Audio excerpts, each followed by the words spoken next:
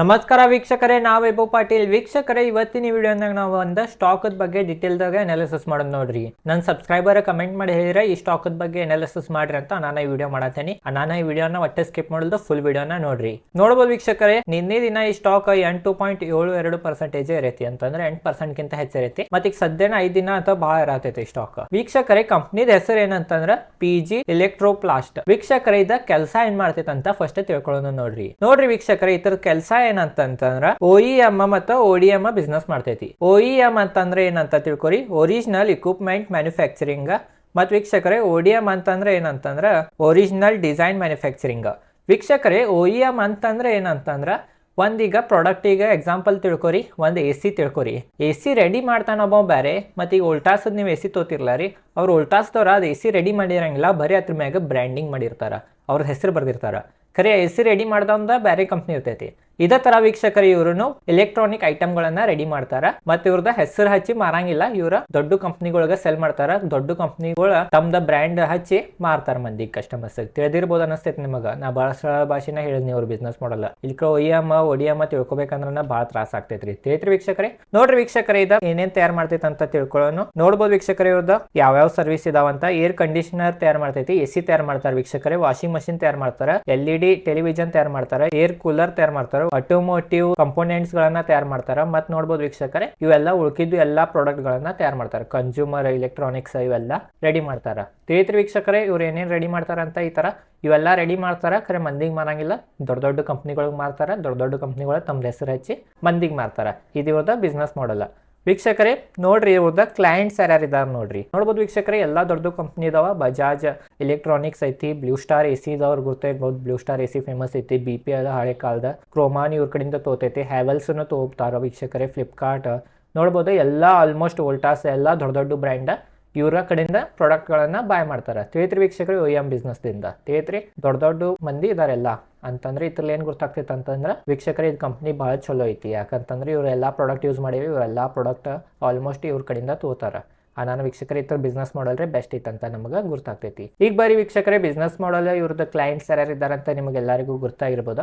ಈಗ ಇದ್ರ ಸ್ವಲ್ಪ ಫಂಡಮೆಂಟಲ್ ಅನ್ನ ನೋಡಬಹುದು ವೀಕ್ಷಕರೇ. ಕಂಪ್ನಿದ ಹೆಸರು ಹೇಳಿನ ನಿಮ್ಗೆ PG ಎಲೆಕ್ಟ್ರೋಪ್ಲಾಸ್ಟ್. ಇವ್ರದ್ದು ಕರೆಂಟ್ ಪ್ರೈಸ್ ನಡೆದೈತಿ ಈ ಸ್ಟಾಕ್ $676 ರೂಪಾಯಿ. ನೋಡ್ರಿ, ಮಾರ್ಕೆಟ್ ಕ್ಯಾಪ್ ಎಷ್ಟೈತೆ ಅಂತಂದ್ರೆ 17,684 ಕೋಟಿ. 17,000 ಕೋಟಿ ಸುಮಾರು ಐತಿ ಮಾರ್ಕೆಟ್ ಕ್ಯಾಪ್ ಅಂತಂದ್ರೆ ಬಹಳ ದೊಡ್ಡದೇನಿಲ್ಲ ಅನ್ಬೋದು. ಮತ್ ವೀಕ್ಷಕರೇ, ಸ್ಟಾಕ್ P 92.2 ಐತಿ, ಇಂಡಸ್ಟ್ರೀಸ್ P 86.8 ಐತಿ. ಅಂತಂದ್ರೆ ವೀಕ್ಷಕರೇ, ಈ ಇಂಡಸ್ಟ್ರೀಸ್ P ಹೆಚ್ಚನೇ ಇರ್ತಾವ ಆಲ್ಮೋಸ್ಟ್ ಸ್ಟಾಕ್ದು, ಅಂದ್ರೆ ಇದ್ರ ಸ್ವಲ್ಪ ಹೆಚ್ಚೈತೆ ಅನ್ಬೋದು. 92.2 ಐತಿ ಅಂತಂದ್ರೆ. ROE ನೋಡ್ಬೋದು ವೀಕ್ಷಕರೇ, 18.9 ಐತಿ. ROC 18.7 ಐತಿ. ಬೆಸ್ಟ್ ವೀಕ್ಷಕರೇ, 15% ಮ್ಯಾಗಿದ್ರೆ ಬೆಸ್ಟ್ ಅಂತೀವಿ. ಮತ್ ವೀಕ್ಷಕರೇ, ಬುಕ್ ವ್ಯಾಲ್ಯೂ ನೋಡ್ಬೋದು 43.8 ಐತಿ. ಡೆಟ್ ಟು ಇಕ್ವಿಟಿ ರೇಷಿಯೋ 0.40 ಐತಿ. ಸೇಲ್ಸ್ ಗ್ರೋತ್ ನೋಡ್ಬೋದು 48% ಐತಿ. ಸೇಲ್ಸ್ ಗ್ರೋತ್ ಬೆಸ್ಟ್ ವೀಕ್ಷಕರೇ. 15ರಿಂದ 20 ಇದ್ರೆ ಬೆಸ್ಟ್ ಅಂತೀವಿ, ಬಟ್ 48% ಅಂದ್ರೆ ಬಹಳ ಚಲೋ ವೀಕ್ಷಕರೇ. ಡಿವಿಡೆಂಟ್ ಕೊಡ್ತೈತಿ 3.86% ಡಿವಿಡೆಂಟ್ ಕೊಡ್ತೈತಿ. ಫೇಸ್ ವ್ಯಾಲ್ಯೂ ನೋಡ್ಬೋದು $1 ಐತಿ. ಅಂತಂದ್ರೆ ಸ್ಪ್ಲಿಟ್ ಅದು ಆಗೈತಿ ವೀಕ್ಷಕರೇ ಸ್ಟಾಕ್. ಈಗ ಬಾರಿ ವೀಕ್ಷಕರೇ, ಈ ತರದ ಕ್ವಾರ್ಟರ್ ಆನ್ ಕ್ವಾರ್ಟರ್ ರಿಸಲ್ಟ್ ನೋಡೋಣ. ಕ್ವಾರ್ಟರ್ ಆನ್ ಕ್ವಾರ್ಟರ್ ನೋಡ್ಬೋದು ವೀಕ್ಷಕರೇ.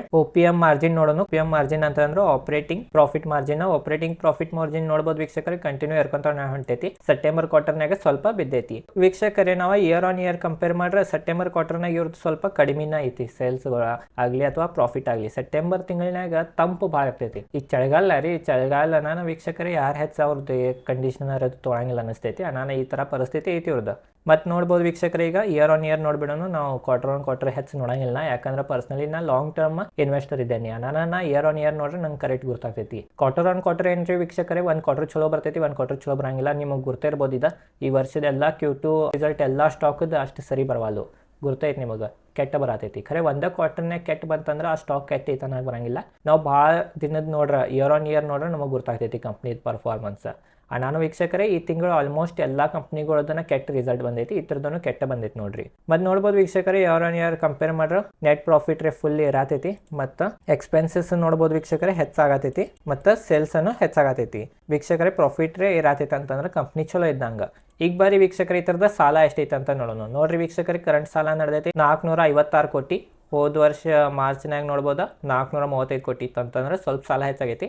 ರಿಸರ್ವ್ ನೋಡ್ಬೋದು ವೀಕ್ಷಕರೇ, ಈಗ ಕರೆಂಟ್ ಎಷ್ಟೈತೆ ಅಂತಂದ್ರೆ 1119 ಕೋಟಿ ಐತಿ. ರಿಸರ್ವ್ ಭಾಳ ಐತಿ, ಕ್ಯಾಶ್ ಭಾಳ ಐತಿ ಇವ್ರ ಕಡೆ ಅಂತಂದ್ರೆ ವೀಕ್ಷಕರೇ ಸಾಲನ 1 ಸೆಕೆಂಡ್ನಾಗ ಮುಟ್ಟಿಸ್ಬೋದ. ಅಣ್ಣಾನ ವೀಕ್ಷಕರೇ ಡೆಡ್ ಫ್ರೀ ಕಂಪ್ನಿ ಐತಿ ಅನ್ಬೋದ, ಹೆಚ್ಚು ಟೆನ್ಷನ್ ತೊಗೊಳಕ ಅವಶ್ಯಕತೆ ಇಲ್ಲ ಐತದ, ಸಾಲ ಏನಿಲ್ಲ ಐತರದ. ಬರೀ ವೀಕ್ಷಕರೇ ಈಗ ಏನ್ ನೋಡೋಣ ಅಂತಂದ್ರೆ ಆಪರೇಟಿಂಗ್ ಕ್ಯಾಶ್ ಫ್ಲೋ ನೋಡೋಣ ಅಂತಂದ್ರೆ ಮೇನ್ ಕೋರ್ ಬಿಸ್ನೆಸ್ ರೊಕ್ಕ ಬರತೈತೇನಿಲ್ಲ ಅಂತ ನಮ್ಗೆ ಗೊತ್ತಾಗ್ತೈತಿ. ನೋಡ್ರಿ ಆಪರೇಟಿಂಗ್ ಬಿಸ್ನೆಸ್ ನಾಗೂ 186 ಕೋಟಿ ಐತಿ ಅಂತಂದ್ರೆ ವೀಕ್ಷಕರೇ ಮೇನ್ ಬಿಸ್ನೆಸ್ ಲೇನು ರೊಕ್ಕ ಮಾಡತ್ತಾರ ಇವ್ರು, ಅದ್ರಲ್ಲೇನು ಇದಿಲ್ಲ. ಬರೀ ಈಗ ಇನ್ವೆಸ್ಟರ್ಸ್ ನೋಡ್ಬೋದು ವೀಕ್ಷಕರೇ ಕಂಪ್ನಿನಾಗ ಪ್ರಮೋಟರ್ಸ್ 53.42% ಇದ್ದಾರೆ. ನೋಡ್ಬೋದು FIs ಸ್ವಲ್ಪ ಸ್ಟೇಕ್ ಕಡಿಮೆ ಮಾಡ್ಯಾರ. ಹೋದ್ ಕ್ವಾರ್ಟರ್ನಾಗ 11.07% ಇದ್ರೆ ಈ ಕ್ವಾರ್ಟರ್ನಾಗ 10.69% ಇದಾರ. ಗುರ್ತೈತಿ FIs ಕಂಟಿನ್ಯೂ ಸೆಲ್ಲಿಂಗ್ ಮಾಡತ್ತಾರ, ಇತರಾಗೂ ಸೆಲ್ಲಿಂಗ್ ಮಾಡಿ ಹೋಗ್ಬಿಟ್ಟಾರ. DIs ನೋಡ್ಬೋದು ವೀಕ್ಷಕರೇ ಹೋದ್ ಕ್ವಾರ್ಟರ್ ಸ್ವಲ್ಪ ಹೆಚ್ಚಿದ್ರ 9.89 ಇದ್ರ, ಈ ಕ್ವಾರ್ಟರ್ ನೋಡ್ಬೋದು 9.80 ಇದಾರ.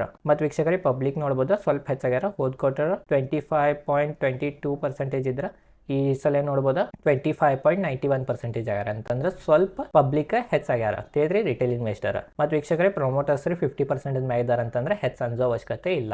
ವೀಕ್ಷಕರೇ ಈಗ ನಿಮಗೆ ಗುರ್ತಾಗಿರ್ಬೋದು ಕಂಪ್ನಿದ ಫಂಡಮೆಂಟಲ್ ರೇಟ್ ಚಲೋ ಇದಾವ, ಅಷ್ಟೇನ್ ಕೆಟ್ಟಿಲ್ಲ. ಪಿ ಸ್ವಲ್ಪ ಹೈ ಐತೆ ಅನ್ಬೋದ. ಈಗ ಸ್ವಲ್ಪ ಟೆಕ್ನಿಕಲ್ ನೋಡೋಣ, ಆಮ್ಯಾಗ ಸ್ಟಾಕ್ ಈಗ 4-5 ದಿನ ಅಥವಾ ಯಾಕೆ ಈ ತರ ಇರಾತೈತೆ ಅಂತಾನು ತಿಳ್ಕೊಳ್ಳೋಣ. ಅದು ಬಹಳ ಇಂಪಾರ್ಟೆಂಟ್ ಐತ್ರಿ, ಅದು ಒಟ್ಟ ಮಿಸ್ ಮಾಡ್ಕೋಬೇಡ್ರಿ. ನೋಡ್ಬೋದು ವೀಕ್ಷಕರೇ ಈ ಸ್ಟಾಕ್ ಈ ಟ್ರೆಂಡ್ ಲೈನ್ ಅನ್ನ ಫಾಲೋ ಮಾಡ್ಕೊಂಡ್ ಮ್ಯಾಗ ಹೋಗತೈತಿ. ಸದ್ಯ ಒಂದ್ ರೆಸಿಸ್ಟೆನ್ಸ್ ಐತಿ, ಯಾವ್ದಂತಂದ್ರೆ ವೀಕ್ಷಕರೇ 700 ಲೆವೆಲ್ ಅನ್ಬೋದ ಅಥವಾ 693 ಲೆವೆಲ್ ಅನ್ಬೋದು. ಇವ್ಯಾಡ್ ಸ್ಟ್ರಾಂಗ್ ರೆಸಿಸ್ಟೆನ್ಸ್ ಐತಿ. 700 ಮ್ಯಾಗ ಹೋತಂದ್ರೆ ವೀಕ್ಷಕರೇ ಮತ್ತೆ ಕಂಟಿನ್ಯೂ ಇರ್ತೈತಿ ಟ್ರೆಂಡ್. ಮತ್ತು ಈ ಟ್ರೆಂಡ್ ಲೈನ್ ಒಂದು ಸಪೋರ್ಟ್ ಆಗ್ತೈತಿ. ಈ ಟ್ರೆಂಡ್ ಲೈನ್ ಅನ್ನ ಸಪೋರ್ಟ್ ತಗೊಲಿಲ್ಲ ಅಂತಂದ್ರೆ 610 ಅಥವಾ 612 ಒಂದು ಸಪೋರ್ಟ್ ಲೆವೆಲ್ ಐತಿ. ಇದು ನಿಮ್ದ ತಲೆಯಾಗಿರ್ಲಿ ವೀಕ್ಷಕರೇ.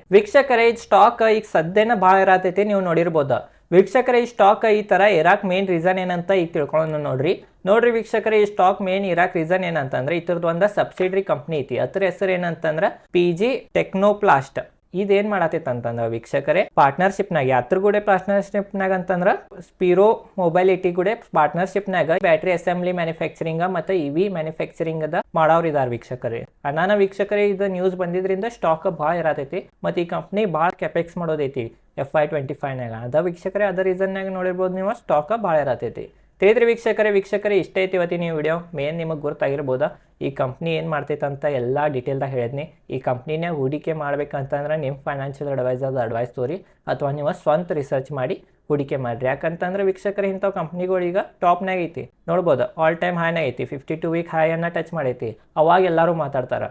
ಯಾವಾಗ ಕೆಳಗಿರ್ತೈತೆ ಅವಾಗ ಯಾರು ಮಾತಾಡಂಗಿಲ್ಲ. ನಾನು ವೀಕ್ಷಕರು ಇಂಥ ಹೈನ್ಯಾಗ ಹಾಕೋದಕ್ಕಿಂತ ಮೊದಲು ನಿಮ್ಮ ಸ್ವಂತ ರಿಸರ್ಚ್ ಮಾಡಿರಿ ಅಥವಾ ನಿಮ್ಮ ಫೈನಾನ್ಷಿಯಲ್ ಅಡ್ವೈಸರ್ದ ಅಡ್ವೈಸ್ ತೊಗೊಂಡನ ಇಂಥ ಕಂಪ್ನಿನಾಗ ಹೂಡಿಕೆ ಮಾಡಿರಿ.